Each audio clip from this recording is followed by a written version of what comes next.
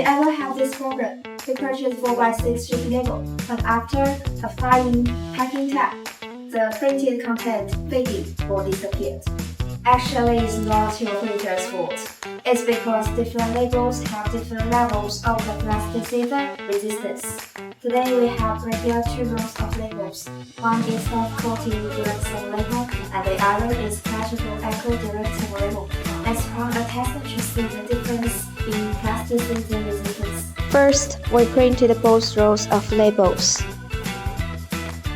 The one on the left with white glassing is top-coated direct servo label. The one on the right with yellow glassing is flexible eco direct servo label. We applied packing tape on the labels, and now we just wait for a while. Later.